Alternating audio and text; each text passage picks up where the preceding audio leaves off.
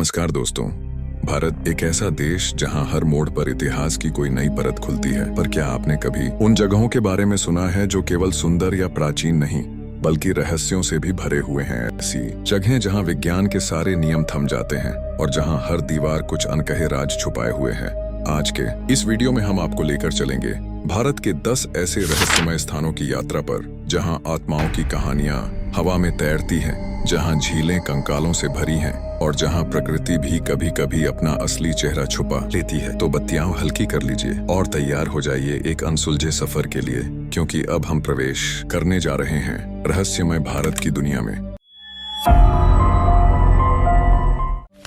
भारत का सबसे डरावना किला भानगढ़, एक ऐसा किला जिसे सूरज डूबने के बाद छूना भी मना है। कहते हैं एक तांत्रिक ने रानी रत्नावती को पाने के लिए काला जादू किया और बदले में पूरे नगर को श्राप दे दिया। माना जाता है कि रात में यहाँ चूड़ियों की खनक, चीखें और परछाइयां घूमती हैं। जो भी रात भर यहाँ ठहरने की कोशिश करता है या तो वह लौटता नहीं या पागल हो जाता है। किले में घुसते ही मोबाइल नेटवर्क और कंपास काम करना बंद कर देते हैं, जैसे कोई अनदेखी शक्ति सब कुछ रोक रही। आज तक यहाँ कोई नई इमारत टिक नहीं पाई। हर बार छत गिर जाती है, दीवारों पर अजीब चित्र और शिलालेख हैं जिनका मतलब कोई नहीं जानता। दोस्तों, आपको ये पता है कि यहाँ ASI तक ने बोर्ड लगा दिया कि सूर्यास्त के बाद प्रवेश वर्जित है। दोस्तों सोचिए, कोई तो वजह होगी। तो क्या वाकई ये किला भूतों का बसेरा है या कोई भूला हुआ सच? कमेंट में अपनी राय जरूर बताएं। हिमालय की गोद में बसी एक झील बर्फ से ढकी, शांत, लेकिन इसके नीचे छुपा है सैकड़ों इंसानों की मौत का भयानक सच। यह है रूपकुंड झील, जिसे लोग कंकालों की झील के नाम से जानते हैं।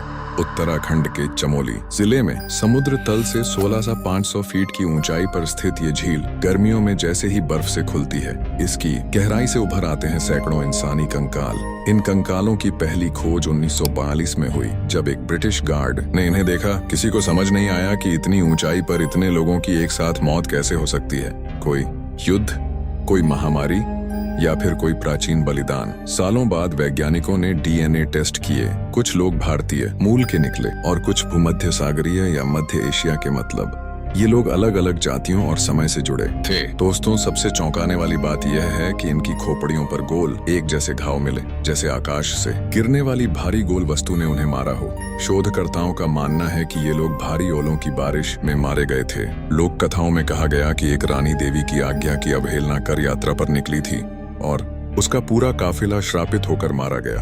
आज भी आसपास के गांवों में ये कहानी डर और श्रद्धा दोनों के साथ सुनाई जाती है।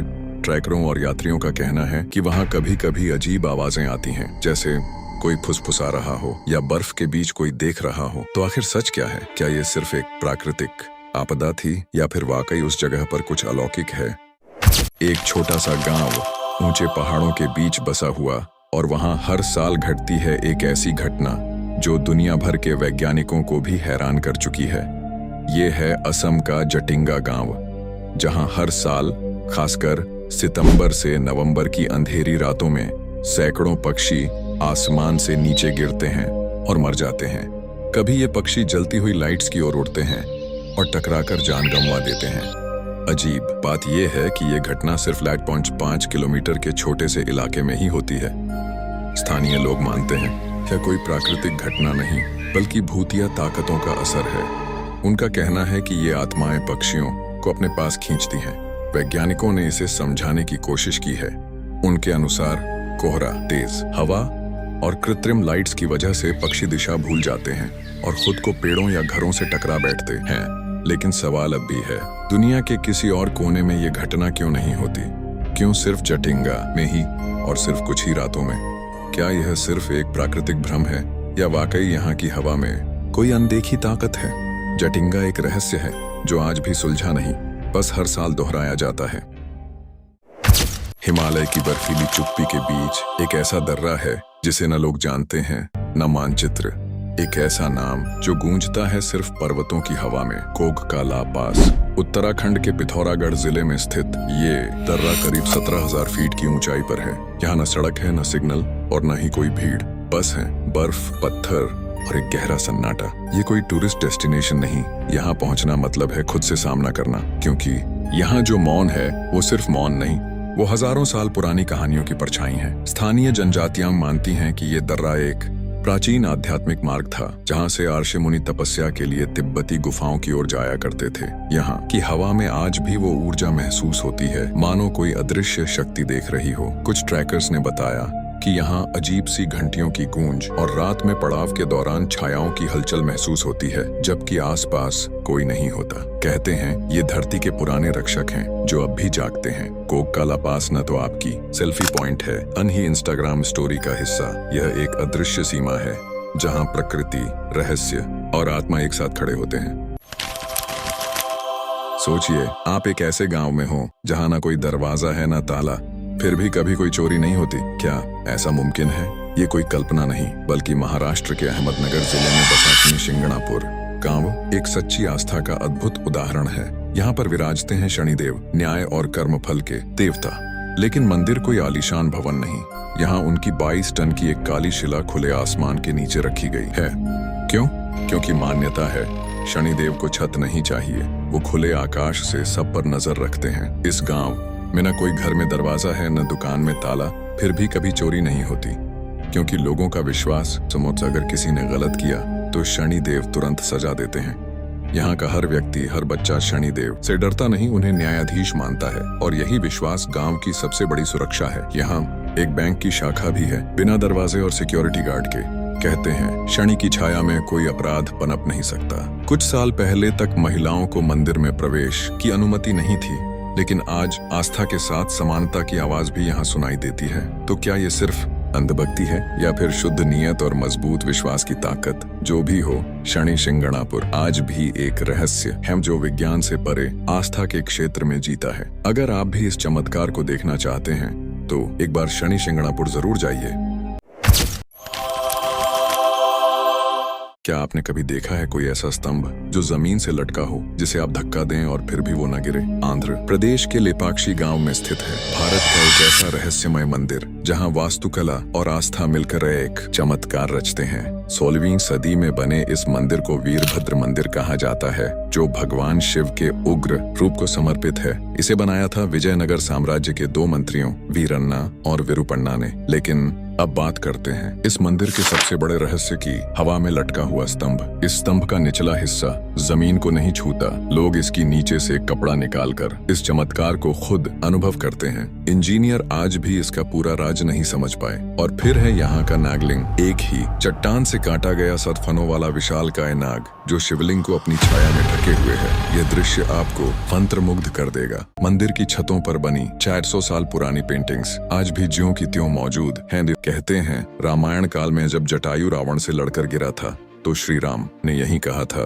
ले पक्षी, यानी उठो पक्षी, और तभी से इस जगह का नाम बना लेपाक्षी। तो क्या ये सिर्फ स्थापत्य कला है या किसी प्राचीन तकनीक और आस्था का चमत्कार?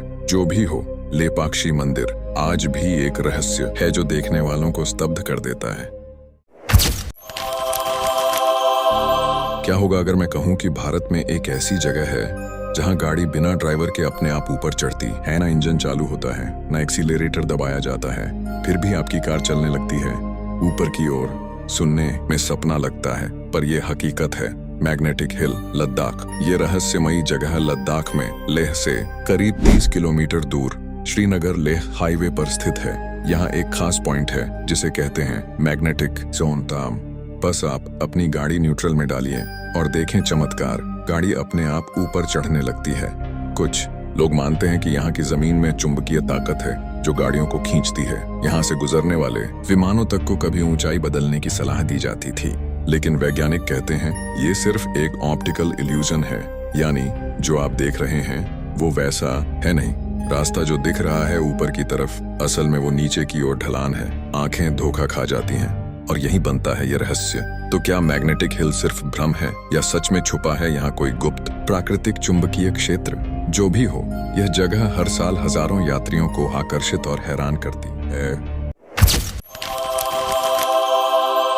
राजस्थान के रेगिस्तान में बसा है एक गांव जहां ना कोई रहता है, ना कोई रात गुजारता है। कभी सैकड़ों परिवारों से भरा ये गांव आज एक उजड़ी हुई भूतिया बस्ती बन चुका है। नाम है कुलधारा। जैसलमेर से सिर्फ 18 किलोमीटर दूर थार के सूखे रेगिस्तान में बसा है कुलधारा गांव। 13वीं शताब्दी में पालीवाल ब्राह्मणों ने इसे बसाया था। ये लोग व्यापार और खेती में माहिर थे।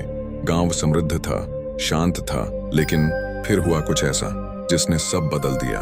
कहते हैं जैसलमेर का एक लोभी दीवान गांव की एक सुंदर लड़की से जबरन शादी करना चाहता था।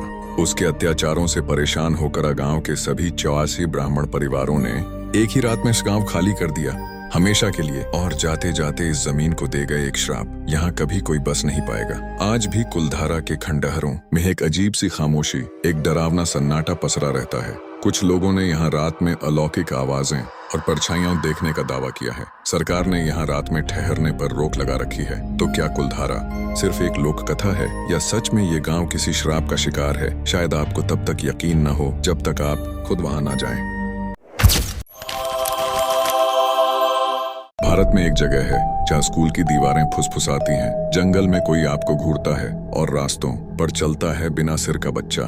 ये कोई फिल्म नहीं, ये हकीकत है।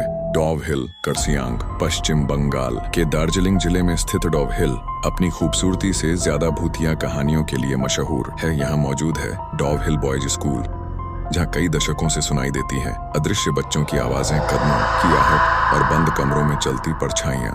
स्कूल के पीछे फैला है एक घना जंगल, जहाँ कई लकड़हारों ने देखा है एक बिना सिर वाला बच्चा जो चुपचाप चलता है और फिर हवा में गायब हो जाता है। कुछ लोग कहते हैं जो उसे देख लेता है वो हफ्तों तक डरावने सपने देखता है।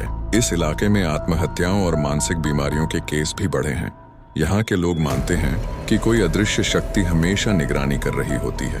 डर सिर्फ सुनने से नहीं लगता, डर तब लगता है जब आप महसूस करते हैं कि आप अकेले नहीं हैं। डॉव हिल में लोग कहते हैं दिन में सुंदर लेकिन रात में शापित। तो क्या ये सिर्फ कहानियां हैं या वाकई ये स्कूल और जंगल किसी आत्मा के कब्जे में हैं? जानने के लिए कभी खुद वहां जाइए अगर हिम्मत हो। भारत में एक झील है जहां पानी पर तैरती है धरती और उस धरती पर रहते हैं लोग।